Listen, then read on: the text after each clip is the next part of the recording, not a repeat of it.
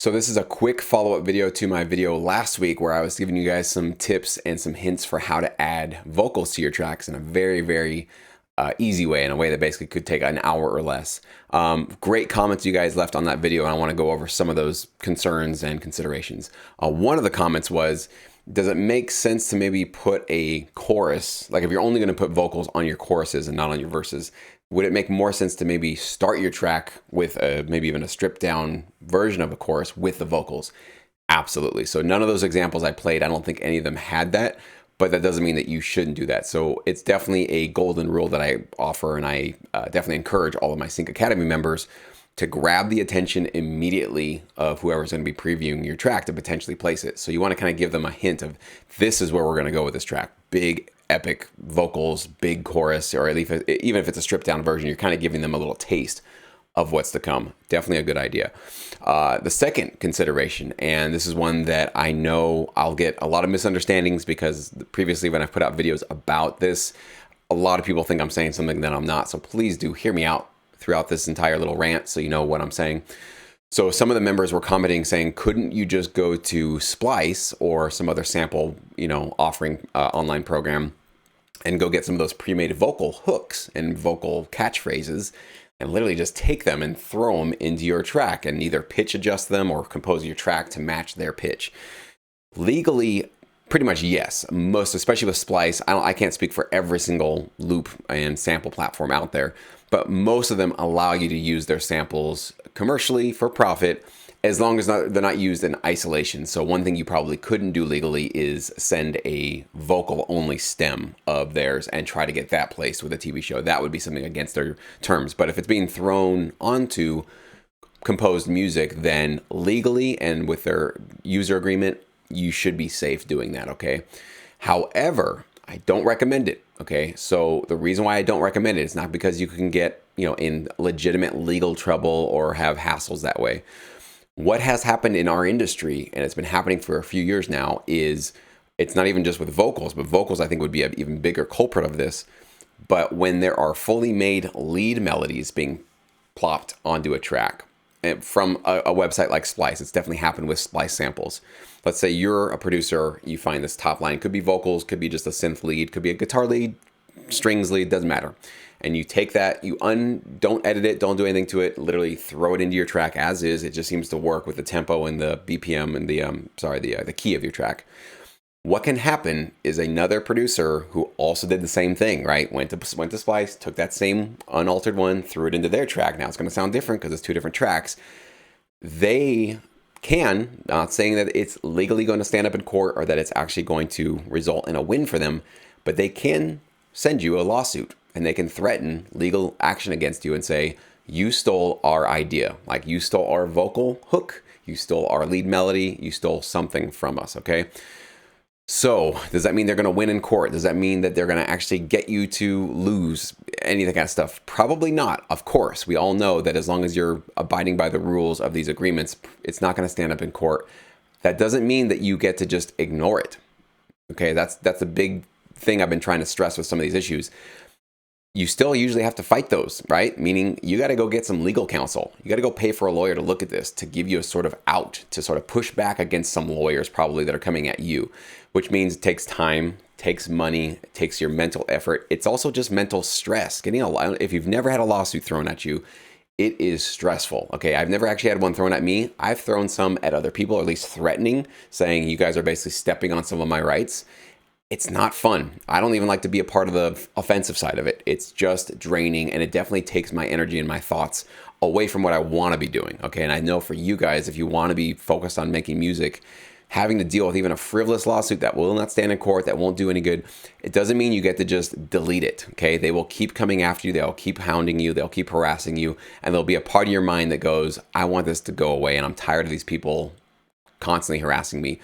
And what they're going to say is, if you never respond, is, well, we tried to solve this, outside of the court system, outside of any sort of legal help, but this person was not being, compliant, was not trying to be doing their best effort to try to solve this. So we have to go to court now. And it looks bad on your part that you weren't trying to deal with it, right? So please, I don't want any of you guys to be in that situation. So please, what I'd say, don't use vocals like that. Okay, if you're going to use vocals, I mean, I almost want to say just never use vocals, especially if it's going to be featured top line hooky vocals. Okay, usually not a good idea. I would say if you're going to use them, you gotta mess with them. You gotta, kind of chop and screw them. You gotta pitch them. You gotta adjust them. Throw some effects on them. Do something so they're significantly different from how they were playing when you took them off the website. If you're going to, however, I still don't recommend that. I think you're still opening yourself up to issues. Not to mention that you might have other sync licensing producers throwing that exact same vocal chop into their tracks. And so your music doesn't sound as original, as unique, and it starts to sound kind of watered down and everybody's sort of using the same stuff. You don't want to get pigeonholed as a sort of, a producer that used the same stuff as everybody else, okay? And then the last consideration was that some of these vocals, people were wondering, okay, so let's say that you get a particular placement, and because it's kind of recognizable because you obviously have this top line now, you have this vocal hook, and let's say you get like a huge national ad campaign. They made a good point. They said, well, once you get that one ad campaign and it's like nationally known now, wouldn't that mean that other clients, other TV ad clients wouldn't want to use it because it's now been associated with a completely different product or service? There's a part of me that says, yes, there's going to be some of that kind of pushback to say, we don't want something pre-made or that's been licensed to anybody else. We want something original and unique. And that can definitely happen out there. However, what I was telling, I commented back to this member, I said, if you give me the option of whether or not I get even just one of those national ad campaigns versus not getting it, I'll take it, even if it's just one, even if it means I only get one with the vocals and everything else, nobody else takes it ever again, and maybe just the instrumental version gets licensed. Because remember, you're still turning in your instrumental version, the alt mix, so that can still get licensed. Because those national campaigns we're talking about can be $10,000, $20,000 on the low end, up to $50,000 to $100,000 if it's massive, okay? So I'll take them. I want them. I think most of you guys would take, even if it's just one opportunity, that literally if you secured it, could cover your whole year's expenses. Why wouldn't we want an opportunity like that? Okay, not to mention potentially the back end income that can come. But of course, there is going to be that sensibility where if somebody's coming in and they want something that's going to really be uniquely tagged to their product or service or brand, they probably will come to you or come through your library and say, we want you guys to make us something 100% original with a vocalist and something new, new lyrics, that kind of a thing. So this is definitely what has happened and it's worked. And right now, I know that trying to find a high quality vocalist that knows their stuff, knows the deal with sync licensing, is a hard worker, can maybe even record themselves. It's really tricky. It's a really tricky thing to do. I am actually right now behind the scenes working on something to try to solve that for us as sync licensing producers. So I'm working on it within Sync Academy. So I'm going to basically roll it out to them. They're going to get free access to this first, and we're going to basically kind of do a trial run. And I'm then going to go out and try to find some vocalists to sort of become kind of a partnership where it's like people can find each other when they want to work with each other, because I know how hard that can be. And we'll see how well that works or not. That's going to be up to the next couple of weeks, and we'll see if it works out. But these are great considerations. When you guys comment on my videos and ask and push back on some of this stuff, I love it because it gets me thinking about things that maybe I didn't comment on the previous video.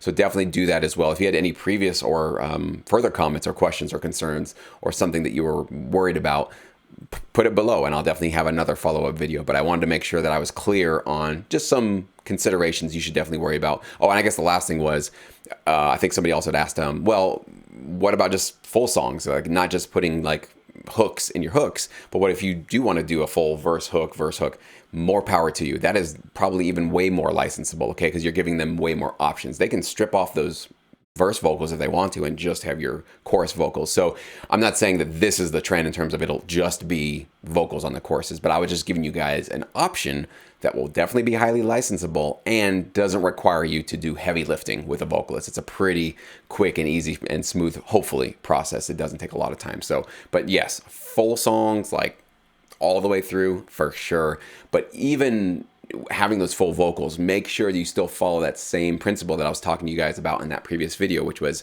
make your lyrics and concepts broad and general and as open to as many interpretations as possible.